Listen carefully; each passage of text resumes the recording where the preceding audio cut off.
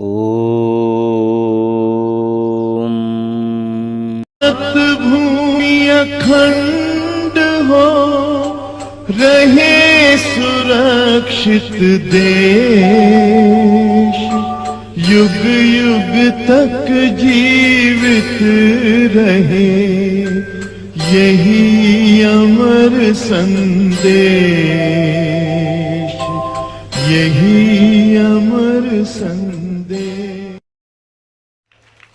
महानुभावों, आज हमको चिंतन ये करना है कि वर्तमान समय में देश के हालातों को देख करके और आर्य समाज का चिंतन क्या हो सकता है, आर्य समाज वर्तमान समय में देश के हालातों में क्या अपना योगदान दे सकता है। अगर मैं देश के हालातों की चर्चा आपके बीच में करूं, आप ये मत समझो कि आपका देश सुरक्षित है। याद रखना मेरे शब्दों को। आप समझते हैं कि सीमा पर हमारी फौज खड़ी है, वहां से पाकिस्तान से, चीन से, अमेरिका से हमको कोई खतरा नहीं है। वो इतना बड़ा खतरा नहीं है। उससे बड़ा खतरा आपके देश के अंदर चल रहा है, और इस खतरे का सीमा पर जब अतिक्रमण होता है तो उसका जवाब देने के लिए हमारी सीमा पर नौजवान सैनिक तैयार हैं। लेकिन जब देश में संस्कृति पर आक्रमण होता है, देश में धर्म के ऊपर आक्रमण होता है, कुठाराघात होता है, जब हमारे इतिहास पर और हमारे महापुरुषों पर जब कीचड़ उछाला जाता है, उस समय हमारी इंडियन आर्मी काम नहीं आती। उस समय यदि कोई आर्मी काम करती है तो दयानंद की फौज काम करती है। और मैं आपको बताना चाहता हूं, अभी कुछ दिन पहले मैं मध्य प्रदेश के अंदर गया। बालाघाट आदि वहां के जिले हैं जो आदिवासी बाहुल्य क्षेत्र है। बहुत बड़े पैमाने पर वहां पर धर्मांतरण होता है। मैं जब गया कार्यक्रम में, मुझे पता चला कि उसी रात 13 परिवारों ने क्रिश्चियनिटी को स्वीकार किया। और आपको बता देना चाहता हूं कि अभी कोरोना काल में जहां हमारे लोगों को जंग लगी हुई है, जो डर करके बैठे हैं कि नहीं कार्यक्रम नहीं आयोजित कर सकते, समाज में प्रचार के लिए हम लोग नहीं जा सकते क्योंकि सरकार की एक बाध्यता है, कानून का हमको पालन करना है, कोरोना हमसे चिपक जाएगा। उन लोगों के लिए मैं कहना चाहता हूं कि इसी कोरोना काल में 3-4 महीने में मध्य प्रदेश के अंदर आदिवासी क्षेत्रों में क्रिश्चियन लोगों ने 1 लाख लोगों को परिवर्तित कर दिया। उनके लिए कोरोना नहीं था। महाराष्ट्र की यदि मैं आपको हालात बताऊं तो महाराष्ट्र के अंदर इसी कोरोना काल में 7 बड़े बड़े ऐसे मंदिर थे जिन पर जिहादी लोगों ने कब्जा कर लिया। हमारे लोग वहां नहीं जाते थे, वो घर में बैठे थे ताला लगा करके। कोरोना चल रहा है, लेकिन उन कोरोना के समय में उन लोगों ने इतना बड़ा खेल कर दिया, सुनने वाला कोई नहीं है, क्योंकि सरकार में भी उन लोगों की सुनी जाती है। मैं निवेदन कर रहा था, जब मैं मध्य प्रदेश के अंदर गया तो एक दिन में 13 परिवार जिन्होंने जब क्रिश्चियनिटी स्वीकार की, जब बात हम लोगों तक पहुंची तो हमको बहुत वेदना हुई। और वेदना हो भी क्यों ना, क्योंकि हम इस देश को अपना समझते हैं। हमारे पूर्वज लोगों ने अपना त्याग और बलिदान दे करके इस देश की संस्कृति को, इस देश की स्वतंत्रता को बचाया है, इसलिए वेदना होना स्वाभाविक सी बात थी। हम लोग जब वहां पहुंचे, हम लोगों ने उन लोगों से पूछा कि भाई क्या आपत्ति आ गई आप लोगों पर, आपने अपने पूर्वज लोगों का धर्म क्यों छोड़ दिया, ऐसी कौन सी विशेषता क्रिश्चियनिटी में आप लोगों को लगी? तो पता है वो लोग क्या कहते हैं? बहुत सारा लंबा चिंतन उन लोगों ने दिया। और उनकी एक बात मैं आपको बताना चाहता हूं, आर्य समाज का चिंतन कितना जरूरी है वर्तमान समय के लिए, आपको इससे उसका पता चल सकता है। वो कहते हैं, वहां पादरी साहब भी मौजूद थे जो उन्होंने कन्वर्ट किया था। वो कहते हैं कि स्वामी जी, आप कहते हैं कि हमारी वैदिक संस्कृति सनातन धर्म बहुत महान है, आप कहते हैं हमारे भगवान राम, हमारे कृष्ण, भगवान कृष्ण जैसा किसी का जीवन ही नहीं है, वो हमारे बहुत बड़े महापुरुष हैं, आदर्शनीय हैं, उनका अनुकरण करना चाहिए। लेकिन मैं कहना चाहता हूं, वो व्यक्ति कहता है कि एक तरफ तो हमारे ईसा मसीह हैं जो धरती के लोगों के पापों की गठरी बांध करके और सूली पर चढ़ गए, जैसा हमारे प्रधान जी बता रहे थे उस दिन प्रवचन के अंदर भी। एक तरफ हमारे ईसा मसीह जो धरती के लोगों के पापों की गठरी बांध करके सिर पर रख करके सूली पर चढ़ गए, और दूसरी तरफ आप जिनकी दुहाई देते हैं वो भगवान कृष्ण हैं जो यमुना में नहाती हुई लड़कियों के कपड़ों को उठा करके सिर पर रख करके और पेड़ पर चढ़ गए।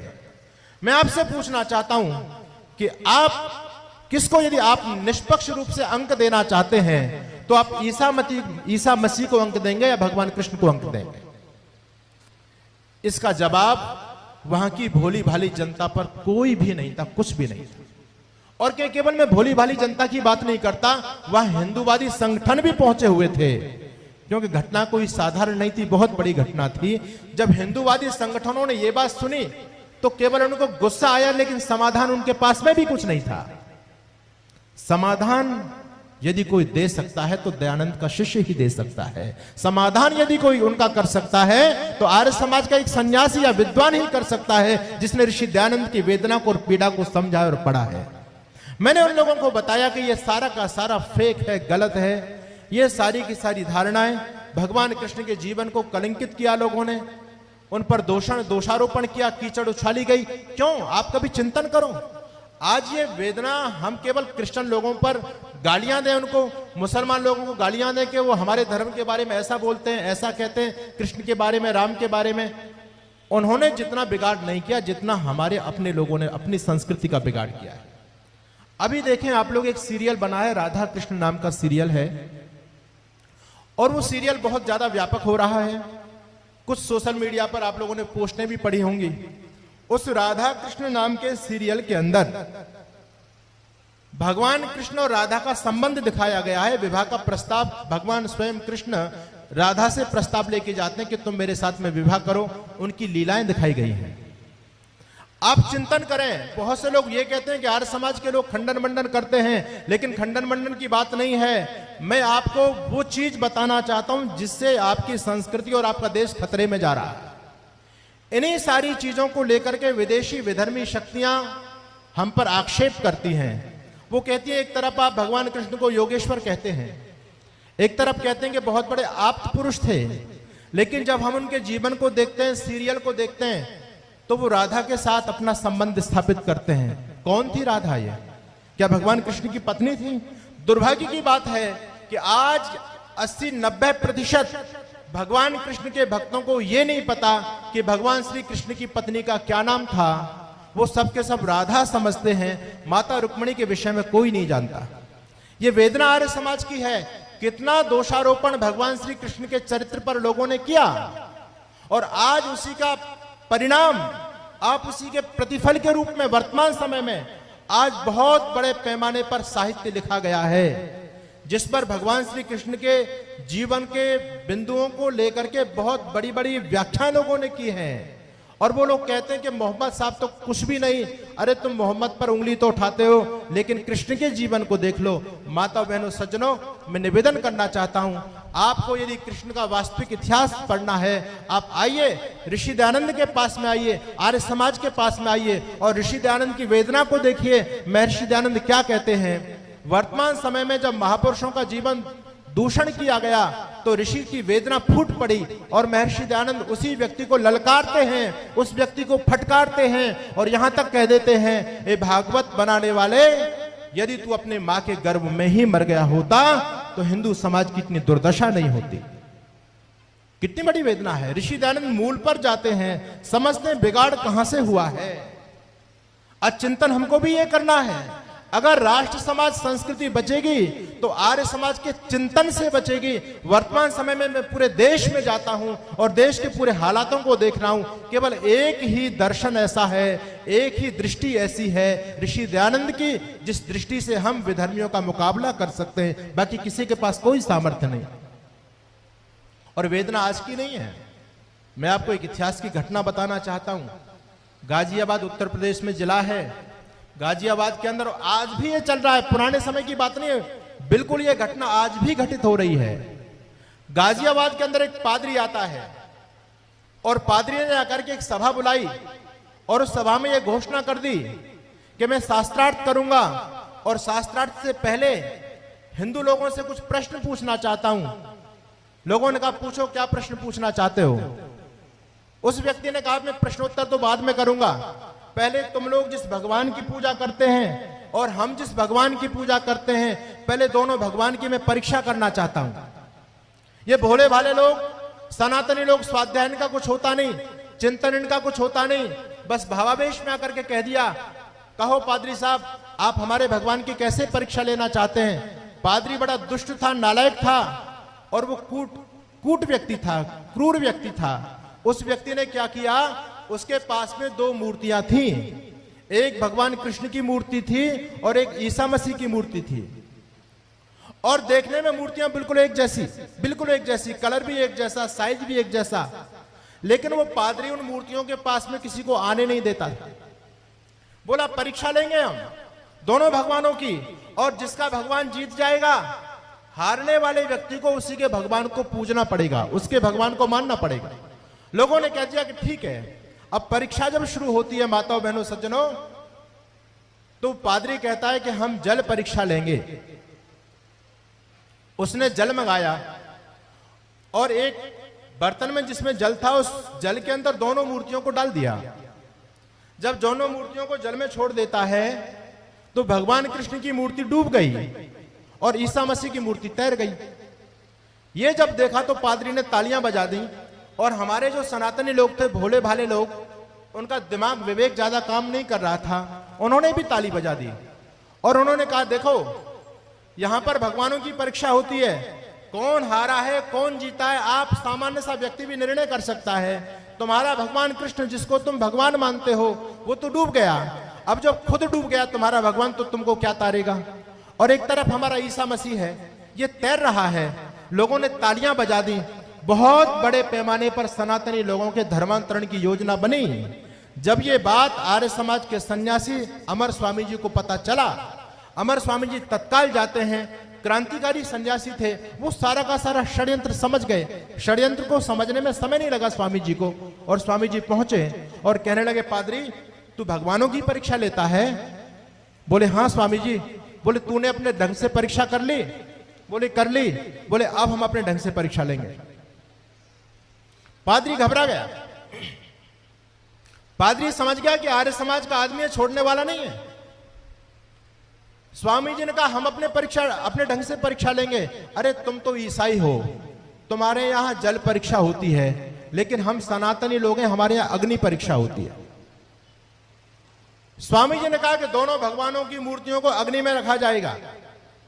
आप लोग समझ गए होंगे, ईसा मसीह की मूर्ति बनी थी लकड़ी की और भगवान कृष्ण की मूर्ति बनी थी लोहे की, तो वो तो पानी में डूबनी थी और लकड़ी वाली तो तैरनी थी। स्वामी जी को समझने में देर नहीं लगी। स्वामी जी बोले कि हमारे यहां तो माता सीता की भी अग्नि परीक्षा हुई थी, जल परीक्षा नहीं हुई। हम सनातनियों में तो अग्नि परीक्षा होती है, अग्नि के पूजक हैं हम लोग। तो पादरी ने आनाकानी करनी शुरू की, लेकिन स्वामी जी बड़े वीर सन्यासी थे। स्वामी जी अपने पास में एक जो है ना बेंत भी रखा करते थे, उनके पास एक डंडा हुआ करता था। पादरी को धमकाया, डराया, बोले पादरी भागने नहीं दूंगा, तूने बहुत दिनों तक भोली भाली जनता को पागल बनाया है। स्वामी जी ने लकड़ियां मंगाई, अग्नि जलवाई और कहा कि देखो अब मैं दोनों भगवानों की परीक्षा अपने सनातन धर्म के हिसाब से लेना चाहता हूं। जैसे ही स्वामी जी ने उस अग्नि के अंदर ईसा मसीह को रखा और भगवान कृष्ण को रखा, आप लोग जानते हैं भगवान कृष्ण का लोहे का तो कुछ बिगड़ना नहीं था, लेकिन जो लकड़ी की मूर्ति थी वो थोड़ी देर में धू धू करके जल गई। माताओं बहनों सज्जनों, ये चिंतन, ये दर्शन आर्य समाज का है। काश यदि अमर स्वामी वहां नहीं पहुंचते तो एक नहीं हजारों की संख्या में लोग क्रिश्चियनिटी को स्वीकार करते।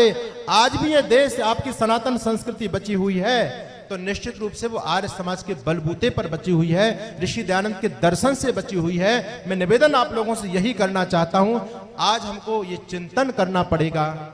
आज जमाना हथियारों से लड़ने का नहीं है, सबसे बड़ा हथियार होता है विचार, और वो लोग विचारों के धरातल पर हमारे देश को खोखला कर रहे हैं।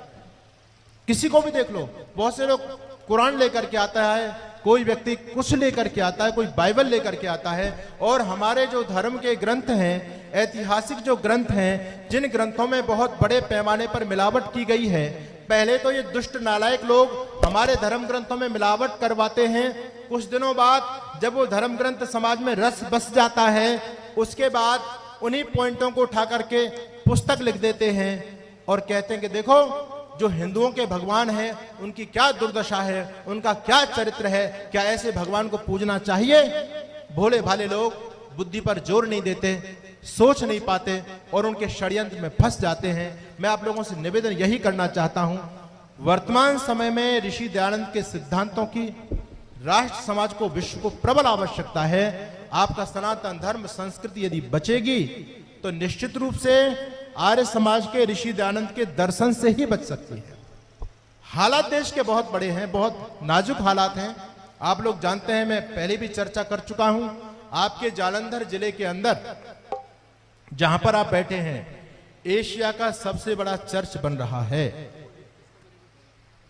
और एशिया का सबसे बड़ा मदरसा उत्तर प्रदेश के अंदर है, सहारनपुर जिले में। अब आप सोचिए, जरा चिंतन करके जाइए यहां से। एशिया का सबसे बड़ा चर्च इस देश में, एशिया का सबसे बड़ा मदरसा इस देश में, और केवल एक मदरसा नहीं, लगभग 4 लाख मदरसे चलते हैं इस देश में, जहां से उनके धर्म प्रचारक तैयार होते हैं। क्रिश्चियनिटी का गढ़ कभी पंजाब गुरुओं की भूमि रही है, लेकिन आज सबसे बड़े पैमाने पर धर्मांतरण चल रहा है तो आपके पंजाब के अंदर चल रहा है। जो लोग धर्मांतरण करने के लिए प्रयास कर रहे हैं, पहले आदिवासी क्षेत्र उनके टारगेट में थे, अब संपन्न क्षेत्रों तक पहुंच गए हैं। लेकिन हमारे नौजवान क्या कहते हैं? वो कहते हैं स्वामी जी जीना ही तो है। अरे वो क्रिश्चियन लोग मार थोड़ू देंगे, मुसलमान लोग मार थोड़ू देंगे, बढ़ गए तो क्या दिक्कत है? जीना है, मुसलमान बन के जी लेंगे, क्रिश्चियन बन के जी लेंगे। उनका चिंतन ही खत्म हो चुका है। आप देश को बचाओगे कैसे? आज देश बहुत नाजुक परिस्थितियों से गुजर रहा है। महानुभावों, समय निकल गया। मैं आप लोगों से यही निवेदन करना चाहता हूं, और ये मेरा अपना अनुभव है, क्योंकि मैं पूरे देश में घूम रहा हूं वर्तमान समय में, और मैं भी ये चिंतन कर रहा हूं कि हिंदुत्व को कैसे बचाया जाए। इस भोली भाली हिंदू जाति को कैसे हम विधर्मियों के चंगुल से निकाल सकते हैं, बचा सकते हैं। उस समय ठीक है, संगठन की शक्ति होती है, संगठन के लोग भी कुछ मदद करते हैं, काम आते हैं, दूसरे वाले लोग भी मदद कर रहे हैं इस काम में। लेकिन जब बौद्धिकता की बात आती है, जहां बुद्धि की बात आती है, और जहां विचार की बात आती है, तो वो लोग भी हाथ जोड़ देते हैं और कहते हैं स्वामी जी हमारा काम तो लोगों को इकट्ठा करना है, बाकी लोगों को चिंतन देना आपका काम है। चिंतन हम लोग नहीं दे सकते, चिंतन समाज को वही दे सकता है जिसने ऋषि दयानंद को समझा है, ऋषि दयानंद को पढ़ा है। मेरा निवेदन यही है, हम राष्ट्र को बचाना चाहते हैं तो ऋषि दयानंद को समझें, उसकी वेदना को समझें, अपना जो इतिहास है देश का, वास्तविक इतिहास है, उसको समझें, और उन सारे की सारी चुनौतियों का समाधान केवल एक है, ऋषि दयानंद का चिंतन। ऋषि दयानंद का चिंतन यदि आपके पास में है तो आप बड़े से बड़े विधर्मी का मुकाबला कर सकते हैं, बड़ी से बड़ी ताकत का आप सामना कर सकते हैं। इसलिए मेरा निवेदन है कि आप लोग इस सत्संग में आए हैं, इस तीर्थ पर आए हैं, एक संकल्प लेकर के जाइएगा। अपने जीवन के अंदर सत्यार्थ प्रकाश को जरूर पढ़ना है, खुद पढ़ना है, दूसरे लोगों को पढ़ाना है, तभी आपकी संस्कृति और संतति बच सकती है। बाकी मुझे और देश धर्म संस्कृति के बचने का दूसरा कोई उपाय नजर नहीं आता है। वैदिक प्रवचनों को सुनने के लिए और वैदिक भजनों को सुनने के लिए वैदिक राष्ट्र यूट्यूब चैनल सब्सक्राइब करें, लाइक करें, शेयर करें। धन्यवाद।